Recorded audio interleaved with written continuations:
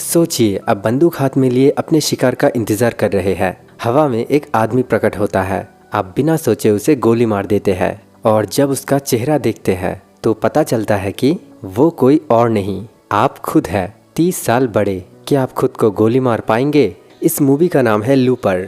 Film की शुरुआत होती है साल 2044 में कैंसस के एक सुनसान गेहूं के खेत से। वहाँ एक 25 साल का लड़का खड़ा है जिसका नाम जो है। ये हमारा मेन कैरेक्टर है जो हाथ में एक बंदूक लेकर अपनी घड़ी देखते हुए इंतजार कर रहा है। अचानक उसके ठीक सामने हवा में एक आदमी प्रकट होता है जिसके हाथ पैर बंधे हैं और सिर पर बोरा ढका हुआ है, जो बिना एक सेकंड गवाए उस आदमी को गोली मार देता है। इसके बाद बैकग्राउंड में जो की आवाज़ आती है जो हमें इस दुनिया का नियम समझाता है। वो कहता है टाइम ट्रैवल अभी इन्वेंट नहीं हुआ है, लेकिन आज से 30 साल बाद यानी 2074 में हो जाएगा। भविष्य में ये टेक्नोलॉजी गैरकानूनी होगी, इसलिए वहाँ के बड़े बड़े क्रिमिनल गैंग्स इसका इस्तेमाल गुपचुप तरीके से करेंगे। भविष्य में किसी की हत्या करना और उसकी लाश को ठिकाने लगाना नामुमकिन होता है, क्योंकि वहाँ ट्रैकिंग सिस्टम बहुत एडवांस है। इसलिए वहाँ के गैंगस्टर्स अपने दुश्मनों को बांधकर 30 साल पीछे पास्ट में भेज देते हैं,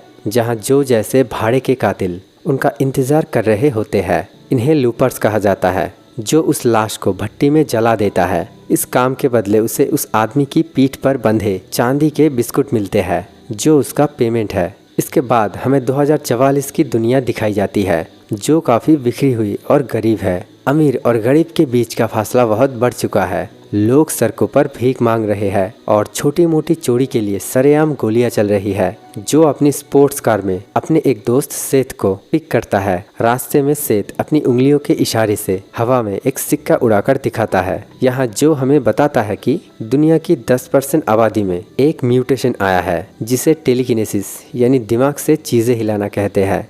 लोगों को लगा था कि इससे सुपर हीरोज पैदा होंगे, लेकिन ऐसा कुछ नहीं हुआ। लोग बस इसका इस्तेमाल छोटे मोटे जादू दिखाने या लड़कियों को इम्प्रेस करने के लिए करते हैं। जो और सेठ एक नाइट क्लब में जाते हैं जहां जो की गर्लफ्रेंड सूजी काम करती है। वहां बातचीत के दौरान फिल्म का सबसे बड़ा और ख़तरनाक नियम सामने आता है, जिसे क्लोजिंग द लूप कहते हैं। गैंगस्टर्स के साथ लूपर्स का एक कॉन्ट्रैक्ट होता है।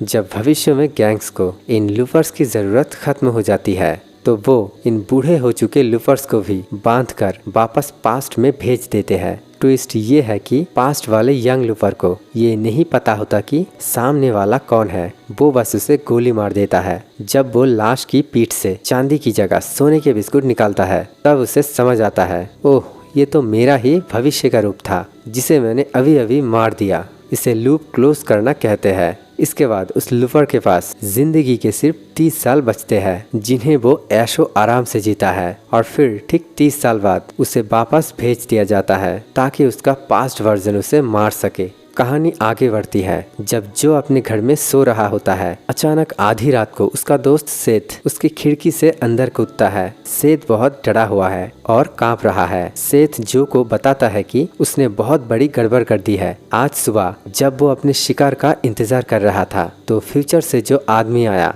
उसने एक गाना गुनगुनाना शुरू कर दिया। वो गाना सेठ की माँ उसे बचपन में सुनाती थी। सेठ तुरंत समझ गया कि ये कोई और नहीं बल्कि वो खुद है, उसका फ्यूचर वर्जन। सेठ घबरा गया और उसने गोली नहीं चलाई, जिसका फायदा उठाकर उसका फ्यूचर वर्जन वहां से भाग निकला। अब पूरी लूपर ऑर्गेनाइजेशन जिसे एवे नाम का एक आदमी चलाता है, जो खुद फ्यूचर से भेजा गया बॉस है, सेठ के पीछे पड़ी है। सेठ जो से मिन्नतें करता है कि उसे अपने घर के तहखाने में छिपने दे। जो भारी मन से उसे छिपा तो देता है, लेकिन वो उस बात से नाराज है कि सेठ ने अपनी गलती की वजह से उन दोनों की जान खतरे में डाल दी है। एवे के आदमी, जिन्हें गेटमैन कहा जाता है, जो के घर पहुंच जाते हैं। उनका लीडर किड ब्लू जो को पकड़कर सीधे एवे के सामने ले जाता है। एवे एक कड़क और समझदार बॉस है। वो जो को समझाता है कि लूपर्स की दुनिया में गद्दारी या ढिलाई की कोई जगह नहीं है। वो जो को एक बड़ा ऑफर देता है, या तो वो सेठ का ठिकाना बता दे या फिर एवे उसकी आधी चांदी जब्त कर लेगा और उसे मार देगा। जो के लिए अपनी चांदी बहुत कीमती है, क्योंकि वो इसे बचाकर फ्रांस भागने और एक नई जिंदगी शुरू करने के सपने देख रहा है। अपनी जान और अपनी चांदी बचाने के लिए जो दोस्ती के आगे स्वार्थ को चुनता है और एवे को बता देता है कि सेठ उसके घर के तहखाने में छिपा है।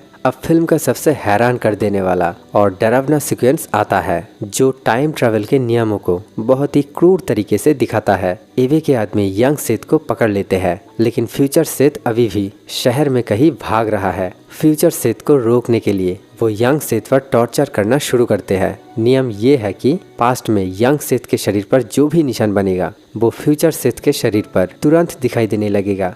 फ्यूचर सेथ एक दीवार फाड़ने की कोशिश कर रहा होता है कि अचानक उसकी बाही पर एक कट का निशान अपने आप उभर आता है। वो हैरान रह जाता है। फिर अचानक उसकी उंगलियां गायब होने लगती है, क्योंकि पास्ट में डॉक्टर यंग सेथ की उंगलियां काट रहे होते हैं। उसके बाद उसकी नाक गायब हो जाती है।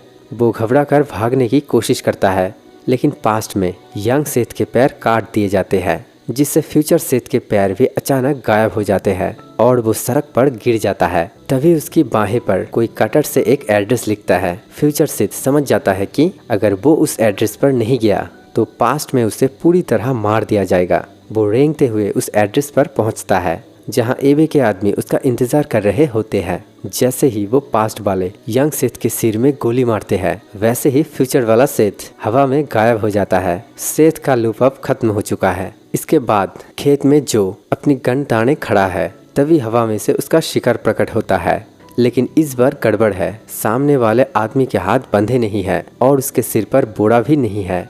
वो आदमी घूमता है और जो ये देखकर सन्न रह जाता है कि ये उसका खुद का फ्यूचर वर्जन है। यंग जो को नियम पता है, बिना सोचे गोली मारो और लूप क्लोज करो। वो ट्रिगर दबाने ही वाला होता है कि ओल्ड जो अपनी पीठ पर बंधा हुआ सोने का बिस्कुट उसकी तरफ फेंक देता है। यंग जो का ध्यान एक सेकंड के लिए भटकता है और बस ओल्ड जो फुर्ती से आगे बढ़कर यंग जो को जोरदार घूसा मारता है। यंग जो बेहोश होकर खेत में गिर जाता है और ओल्ड जो वहां से भाग निकलता है।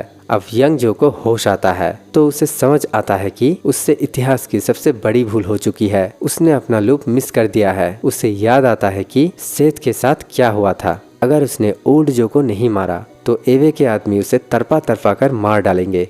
डर के मारे यंग जो अपने अपार्टमेंट की तरफ भागता है। उसका प्लान है कि वो अपनी छिपाई हुई चांदी निकाले और शहर से रफू चक्कर हो जाए। लेकिन जैसे ही वो अपने कमरे में पहुंचता है, वहां पहले से ही एवे का राइट हैंड किड ब्लू अपने गुंडों के साथ उसका इंतजार कर रहा होता है। किड ब्लू उसे पकड़ने की कोशिश करता है, लेकिन यंग जो हार नहीं मानता। कमरे में भयंकर गोलीबारी होती है। यंग जो अपनी जान बचाकर अपार्टमेंट की खिड़की से बाहर कूद जाता है। वो नीचे खड़ी एक गाड़ी की छत पर गिरता है और दर्द से कड़ाते हुए बेहोश हो जाता है। यहाँ फिल्म में एक बहुत ही बढ़िया टाइम ट्विस्ट एडिटिंग दिखाई जाती है, जो हमें ओल्ड जो के नजरिए में ले जाती है। ये कहानी अचानक फ्लैशबैक में जाती है और हमें ओल्ड जो की जिंदगी के वो 30 साल दिखाई जाते हैं, जो उसने लूप क्लोज करने के बाद जिए थे। यानी अगर वो उस दिन खेत में ओल्ड जो को मार देता तो क्या होता। पास्ट में अपना लूप क्लोज करने के बाद यंग जो को सोने के बिस्कुट मिले थे। वो पैसा लेकर शंघाई भाग जाता है। वहाँ वो खूब अय्याशी करता है, ड्रग्स लेता है, क्लबों में जाता है और पैसे पानी की तरह बहाता है। धीरे धीरे उसके पैसे खत्म होने लगते हैं और वो बूढ़ा होने लगता है। वो गुजारे के लिए शंघाई में भी छोटे मोटे क्राइम करने लगता है। लेकिन तभी उसकी जिंदगी में एक चीनी महिला आती है। वो जो को ड्रग्स की लत से बाहर निकलती है, उसे संभालती है और दोनों को एक दूसरे से सच्चा प्यार हो जाता है। जो अपनी क्रिमिनल लाइफ छोड़ देता है और दोनों एक शांत खुशहाल जिंदगी जीने लगते हैं। ठीक 30 साल बाद 2074 में भविष्य के गैंगस्टर्स बूढ़े हो चुके जो के घर का दरवाजा तोड़कर अंदर घुसाते हैं। उन्हें लूप क्लोज करने के लिए जो को वापस 2044 भेजना है। लेकिन इस कश्मकश में उन गैंगस्टर्स से एक बड़ी गलती हो जाती है। वो जो की प्यारी पत्नी को गोली मार देते हैं। अपनी पत्नी की मौत देखकर ओल्ड जो का दिल टूट जाता है और वो गुस्से से पागल हो जाता है। वो अकेले ही उन गैंगस्टर्स को धूल चटाता है और खुद अपनी मर्जी से टाइम मशीन में बैठ जाता है। उसका मकसद अब सिर्फ पास्ट में जाकर अपनी जान बचाना नहीं है, बल्कि वो 2044 में जाकर उस इंसान को हमेशा के लिए खत्म करना चाहता है, जिसने भविष्य में उसकी पत्नी को मारने का ऑर्डर दिया है। यानी वो रहस्यमय विलेन जिसका नाम है द रेनमेकर। अब कहानी वापस 2044 में आ चुकी है, जहां दोनों जो यंग और ओल्ड अपनी अपनी जंग लड़ रहे हैं। अपार्टमेंट की खिड़की से गिरने के बाद यंग जो को होश आता है। वो देखता है कि ओल्ड जो ने ही उसकी जान बचाई है और उसे एक रेस्टोरेंट पर लेकर आया है।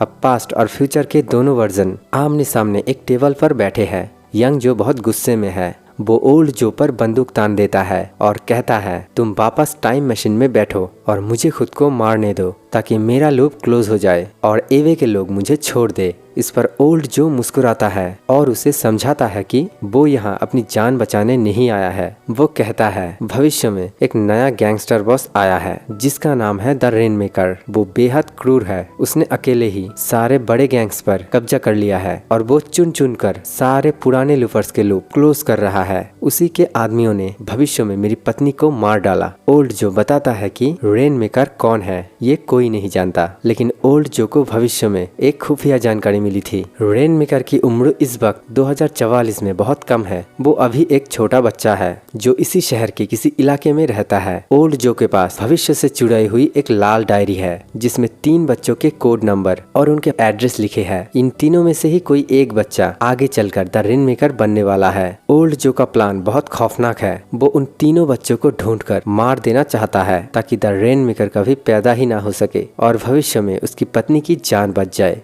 यंग जो को इस बात से कोई फर्क नहीं पड़ता कि भविष्य में क्या होने वाला है। उसे बस अपनी आज की जिंदगी प्यारी है। वो ओल्ड जो को मारने की कोशिश करता है, लेकिन ओल्ड जो उम्र और तजुर्बे में उससे कहीं आगे है। वो यंग जो को आसानी से चकमा दे देता है। तभी ढाबे के बाहर एवे का राइट हैंड किड ब्लू अपने गुंडों के साथ पहुंच जाता है। उन्हें खबर मिल गई है कि दोनों जो यहाँ छिपे हैं। रेस्टोरेंट के अंदर भयंकर गोलीबारी शुरू हो जाती है। यहाँ ओल्ड जो अपना असली ब्रूस विलिस वाला एक्शन अवतार दिखाता है। वो अपनी गन से किड ब्लू के आदमियों को मार देता है। किड ब्लू के पैर में गोली लगती है और वो चिल्लाता रह जाता है, जबकि ओल्ड जो वहाँ से बड़ी चालाकी से फरार हो जाता है। भागने की हड़बड़ी में ओल्ड जो की लाल डायरी का एक पन्ना फटकर वहीं गिर जाता है। यंग जो उस फटे हुए पन्ने को उठा लेता है। उस पन्ने पर एक बच्चे का एड्रेस और एक नक्शा बना हुआ है जो शहर से दूर एक सुनसान फार्म हाउस का है। यंग जो ओल्ड जो के फटे हुए पन्ने के नक्शे का पीछा करते हुए शहर से काफी दूर एक गन्ने के खेतों के बीच बने फार्म हाउस पर पहुंचता है। जैसे ही वो वहां कदम रखता है उसे एक औरत बंदूक ताने खड़ी मिलती है। ये सारा है। सारा बहुत ही कड़क और अकेली रहने वाली महिला है। वो जो को एक चोर या बदमाश समझती है और उसे तुरंत वहां से चले जाने को कहती है। जो उसे समझाने की कोशिश करता है कि वो उसे नुकसान पहुंचाने नहीं आया है, बल्कि वो किसी खतरे से बचने के लिए यहाँ छिपना चाहता है। जो का हुलिया देखकर सारा समझ जाती है कि ये शहर का कोई अपराधी या लूपर है। वो उसे अपने घर के बाहर बने एक छोटे से केबिन में रहने की इजाजत दे देती है, लेकिन इस शर्त पर कि वो घर के अंदर कदम नहीं रखेगा।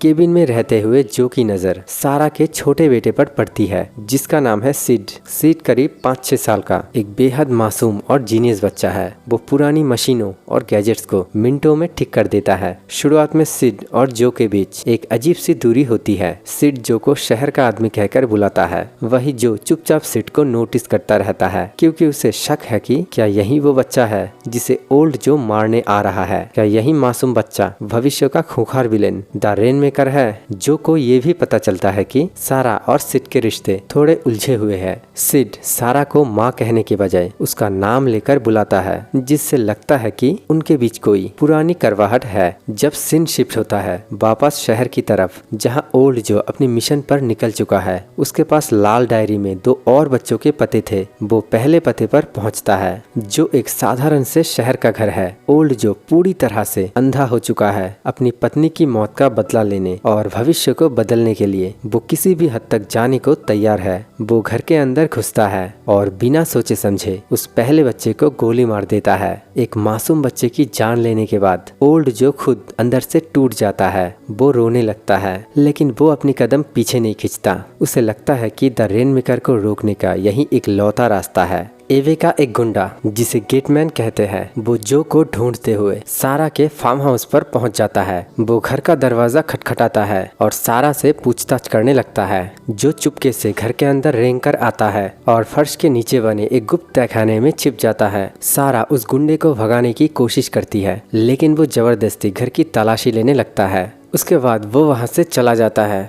इस घटना के बाद सारा और जो के बीच का भरोसा थोड़ा बढ़ जाता है। सारा जो को बताती है कि सिड असल में उसकी बहन के पास पला बड़ा है। बाद में उसकी बहन की मौत हो गई। तब से सारा इस बच्चे को अकेले इस खेत में पाल रही है। सीन वापस शहर में शिफ्ट होता है। ओल्ड जो अपनी लाल डायरी के दूसरे पते पर पहुंचता है। ये एक आलीशान अपार्टमेंट है। ओल्ड जो वहाँ दूसरे बच्चे को ढूंढ निकलता है। वो जैसे ही उस बच्चे को मारने के लिए गन तानता है, उसे अचानक एहसास होता है कि पास्ट में यंग जो के साथ कुछ हो रहा है। दरअसल फार्म हाउस पर यंग जो और सारा के बीच बातचीत बढ़ रही है। टाइम ट्रैवल के नियमों के मुताबिक अगर पास्ट में यंग जो की यादें बदलेगी या उसे कोई नई बात पता चलेगी तो वो यादें ओल्ड जो के दिमाग में तुरंत अपडेट हो जाएगी। जैसे ही यंग जो को सिड के बारे में कुछ खास बातें पता चलती है, ओल्ड जो का दिमाग झंझना उठता है। उसे समझ आ जाता है कि उसने जिन 2 बच्चों को ढूंढा था वो 2 रेनमेकर नहीं है। असली रेनमेकर वही तीसरा बच्चा है जिसके पास यंग जो इस वक्त खड़ा है,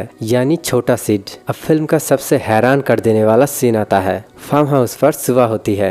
एवे का वो गुंडा द गेटमैन वो फिर से फार्म हाउस पर आ धमकता है। इस बार वो सिड और सारा को पकड़ लेता है। वो सिड पर चिल्लाता है और उसे डराने की कोशिश करता है। सिड बहुत ज्यादा डर जाता है और गुस्से से कांपने लगता है। और तभी कुछ ऐसा होता है जिसकी किसी ने कल्पना नहीं की थी। सिड की चीख के साथ ही पूरे घर में एक तेज धमाका सा होता है। सिड के अंदर कमाल की टेलीकिनेसिस यानी दिमाग से चीजें हिलाने की ताकत है, लेकिन ये कोई मामूली जादू नहीं है। ये ताकत इतनी खतरनाक और बेकाबू है कि सिड के गुस्से से पूरा घर हवा में कांपने लगता है। हवा का दबाव इतना बढ़ जाता है कि गेटमैन नाम का वो गुंडा हवा में उड़ जाता है और सिड की दिमागी ताकत से उसके शरीर के चीथड़े उड़ जाते हैं। सारा तुरंत अपनी जान जोखिम में डालकर सिड की तरफ दौड़ती है, उसे गले लगाती है और कहती है, शांत हो जाओ बेटा, मैं तुम्हारी माँ हूँ। सारा के प्यार से सिड का गुस्सा शांत होता है और सब कुछ नॉर्मल हो जाता है। सिड के उस खौफनाक ब्लास्ट के बाद जो पूरी तरह सन्न है, जो उससे पूछता है कि ये सब क्या था। सारा रोते हुए जो को अपनी पूरी कहानी बताती है। वो कहती है कि जब सिड पैदा हुआ था तब वो 22 साल की थी और इस जिम्मेदारी से डरकर भाग गई थी। सिड को उसकी बहन ने पाला, इसलिए सिड उसे ही अपनी असली माँ मानता था। सारा कहती है कि सिड कोई मॉन्स्टर नहीं है, वो बस एक बच्चा है जो अपनी ताकतों को कंट्रोल नहीं कर पाता। सारा को यकीन है कि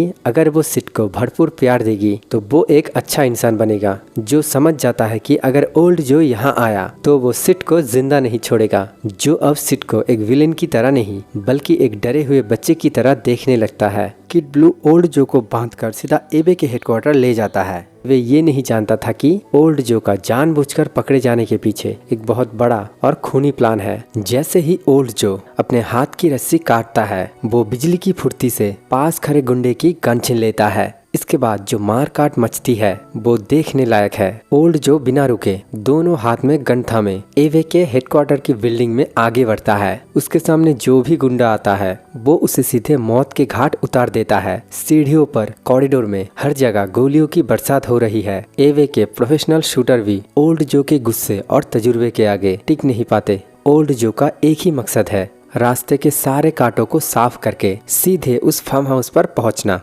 लड़ते लड़ते ओल्ड जो सीधे उस कमरे में पहुंच जाता है जहां इस पूरे काले कारोबार का बॉस एवे बैठा है। एवे को अपनी मौत साफ नजर आने लगती है। ओल्ड जो बिना कोई रहम दिखाए एवे को गोली मार देता है और इस तरह लूपर ऑर्गेनाइजेशन का सबसे बड़ा मुखिया खत्म हो जाता है। ओल्ड जो हथियार लेकर वहां से एक गाड़ी में निकल पड़ता है। उसका अगला और आखिरी स्टॉप है सारा का फार्म हाउस। ओल्ड जो ने एवे के पूरे गैंग को खत्म कर दिया है और अब वो सीधे सिड को मारने आ रहा है। यंग जो सारा को चेतावनी देता है कि वो दोनों तुरंत सिड को लेकर यहाँ से भाग जाए, क्योंकि ओल्ड जो को रोक पाना अब किसी के बस की बात नहीं है। ओल्ड जो अपनी गाड़ी से फार्म हाउस पर उतरता है। यंग जो उसे रोकने के लिए खेतों में बंदूक लेकर खड़ा है। जैसे ही दोनों एक दूसरे के सामने आते हैं, यंग जो ओल्ड जो पर गोली चला देता है, लेकिन ओल्ड जो बच निकलता है। तभी वहां अचानक एक और विलेन एंट्री मारता है, किड ब्लू। वो घायल होने के बावजूद अपनी हार का बदला लेने और दोनों जो को खत्म करने के लिए यहाँ तक पीछा करते हुए आ गया है। किड ब्लू सीधे यंग जो पर हमला कर देता है। आखिरकार यंग जो अपनी सूझबूझ से किड ब्लू को हमेशा के लिए ढेर कर देता है। इधर ओल्ड जो सारा और सिड के पास पहुंच जाता है। सारा ओल्ड जो के सामने ढाल बनकर खड़ी हो जाती है। सिड अपनी माँ को खतरे में देखकर डर जाता है और गुस्से में आ जाता है। एक बार फिर सिड की खौफनाक दिमागी ताकत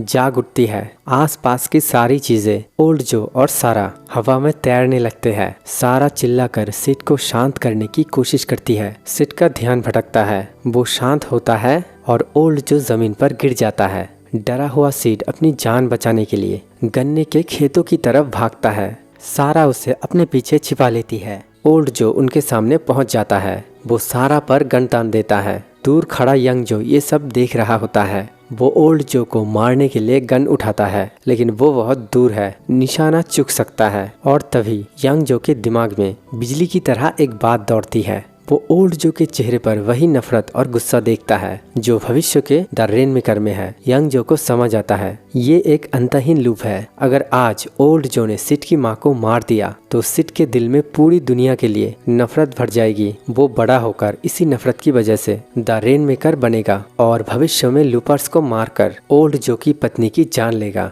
यानी ओल्ड जो ही असल में द रेनमेकर को जन्म दे रहा है। इस खौफनाक लूप को तोड़ने का सिर्फ एक ही रास्ता है। अगर यंग जो जिंदा रहा तो वो बूढ़ा होकर ओल्ड जो बनेगा और ये कहानी कभी खत्म नहीं होगी। यंग जो सारा और सिड की तरफ देखता है। वो मुस्कुराता है और अपनी बंदूक का रुख अपनी खुद की छाती की तरफ कर लेता है। वो ट्रिगर दबा देता है। यंग जो खुद को गोली मार लेता है। जैसे ही फास्ट में यंग जो की मौत होती है, वैसे ही फ्यूचर से आया ओल्ड जो हवा में पूरी तरह गायब हो जाता है। सारा हैरान होकर देखती है कि खतरा टल चुका है। फिर वो सिड के पास जाती है जिसका गाल थोड़ा सा कटा हुआ है। यही वो निशान है जो भविष्य के रेनमेकर के चेहरे पर था। लेकिन अब वो कभी विलेन नहीं बनेगा क्योंकि उसकी माँ उसके साथ है। और इस तरह एक माँ के प्यार और यंग जो के बलिदान ने दुनिया को द रेनमेकर के कहर से बचा लिया और उस खूनी लूप को हमेशा के लिए तोड़ दिया। यहाँ फिल्म खत्म हो जाती है। अगर आपको पता चले कि आज का कोई मासूम बच्चा भविष्य में जाकर एक खूंखार विलेन बनने वाला है तो क्या उसे बचपन में ही मार देना सही है या फिर सारा की तरह उसे प्यार देकर उसका भविष्य बदलने की कोशिश करनी चाहिए। इस वीडियो में इतना ही। ऐसे और वीडियो देखने के लिए चैनल को सब्सक्राइब करें और नोटिफिकेशन बेल दबाना ना भूलें।